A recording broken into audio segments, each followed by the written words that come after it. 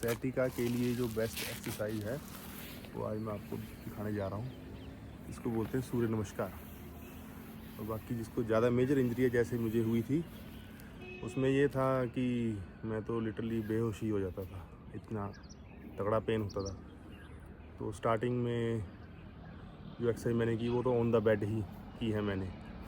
इसमें से कुछ एक्सरसाइज है जैसे आपने लेट के करनी है। ये एक सिंगल पाँव उठाना है, ऐसे जितनी देर आप होल्ड रख सकते हो आपने रखना है इसको, ऐसे होल्ड। फिर 2 नंबर पे है सेकंड प्लेस पर ये कोबरा पोज। इसको भी आपने जितनी देर आप होल्ड रख सकते हैं रखो ऐसे।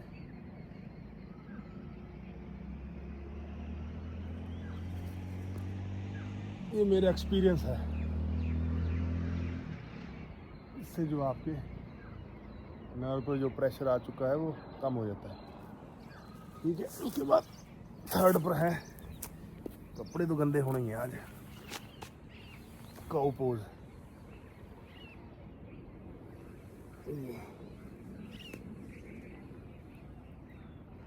ये एक्सपीरियंस किया हुआ है मैंने।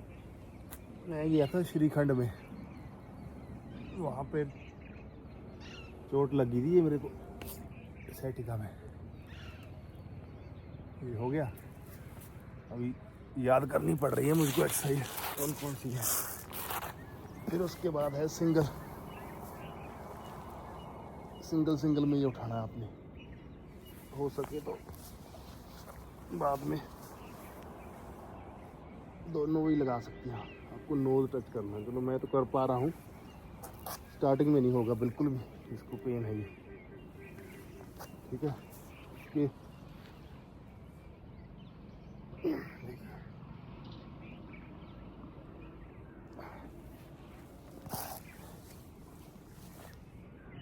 फिर ये वाली है मेरी पर्सनल एक्सरसाइज है फेवरेट। ये अंदर की तरफ पुश करना है इसको, फिर हो सके तो घुमा भी लीजिए ऐसे।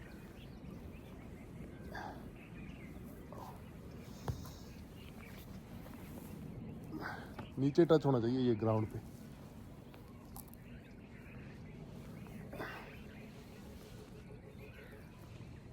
ये काफ़ी हद तक मैं इसको मूव कर पा रहा हूँ। इधर लगी थी चोट मेरे राइट साइड पे।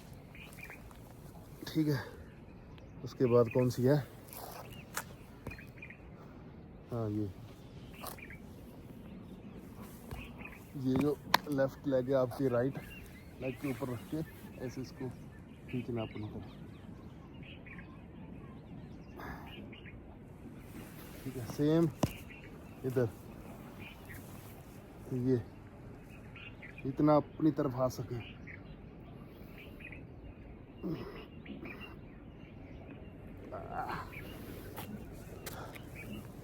तो ये बेसिक सी कुछ एक्सरसाइज आप कर सकते हैं। तो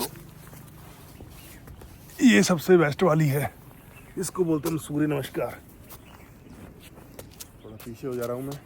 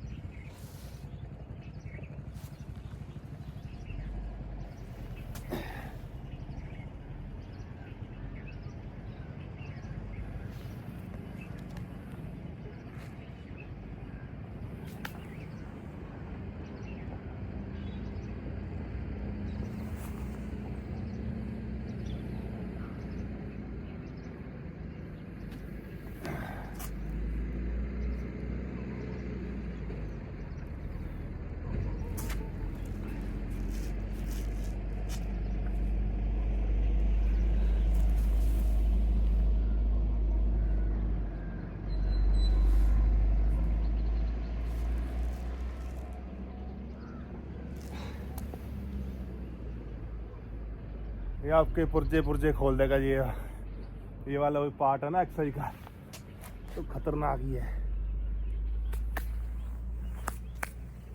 बाकी तो बहुत कुछ है, अगर आपने करना है तो एक्सरसाइज तो इतनी है। ये जो सciatica है, इसको आप मेडिसिन से नहीं ठीक कर सकते। वो आपको पेन किलर दे देंगे, वो आपको मसल रिलैक्स दे देंगे, बट जो गैप है ना, जो जैसे जो दो बिस्किट होते हैं, उसके अंदर जेल जो होता है वो दब के बाहर आ रखा है प्रेस होके।